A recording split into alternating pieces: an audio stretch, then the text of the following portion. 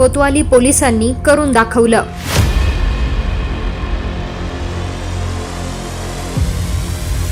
गोवंश जनावरांची कत्तल करणाऱ्यांना कोतवाली पोलिसांनी केलं हद्दपार।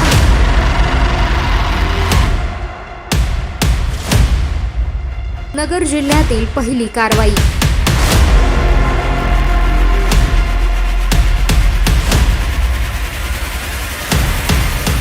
शहरातील कोतवाली पोलीस स्टेशन हद्दीत झेंडीगेट परिसरात मोठ्या प्रमाणात गोवंश जनावरांची कत्तल करून त्यांचे मांस विक्री करण्याचा व्यवसाय पूर्वी चालू होता। त्याबद्दल पोलीस प्रशासनाने गंभीर दखल घेऊन गोवंश जनावरांची कत्तल आणि गोमांस विक्री करणारे इसमांवर वेळोवेळी गुन्हे दाखल करून त्यांच्या विरुद्ध कायदेशीर कारवाई केली।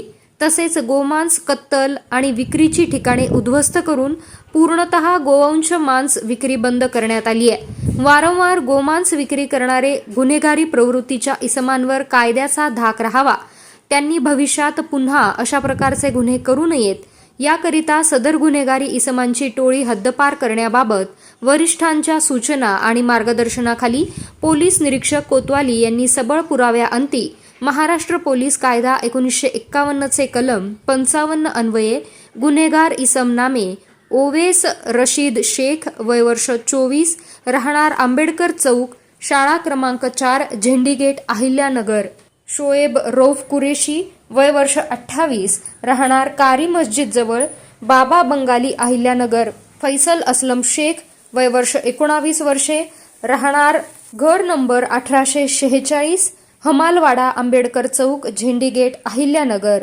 आणि मुसाविर युनुस कुरेशी वय वर्ष 22 राहणार झेंडीगेट अहिल्यानगर यांच्या विरुद्ध कोतवाली पोलिसांनी हद्दपारीची कारवाई केली आहे। अहिल्यानगर शहरातील झेंडीगेट व्यापारी मोहल्ला परिसरामध्ये गोवंश जनावरांची कत्तल करून त्यांचे मांस विक्री करणारी गुन्हेगारी टोळीच्या कोतवाली पोलिसांनी मुसक्या आवळल्या असून त्यांना हद्दपार करण्यात आलाय। ही जिल्ह्यातील पहिलीच कारवाई असून इतर तालुक्यांमध्ये जनावरांची कत्तल मोठ्या प्रमाणात सुरू असतानाही त्या भागातील पोलीस प्रशासन बघ्याची भूमिका का घेतंय असा सवाल नागरिकांमध्ये उपस्थित होतोय। गोवंश जनावरांची कत्तल आणि गोमांस विक्री करणाऱ्या व्यक्तींवर वेळोवेळी गुन्हे दाखल करून त्यांच्या विरुद्ध कायदेशीर कारवाई केली होती। तसेच त्यांच्या ठिकाणे उद्ध्वस्त करून गोमांस विक्री बंद करण्यात आली आहे। वारंवार गोमांस विक्री करणारे गुन्हेगारी प्रवृत्तीच्या लोकांवर कायद्याचा धाक राहावा, त्यांनी भविष्यात पुन्हा अशा प्रकारचे गुन्हे करू नयेत, याकरिता सदर गुन्हेगारी इसमांची टोळी हद्दपार करण्यात आली आहे।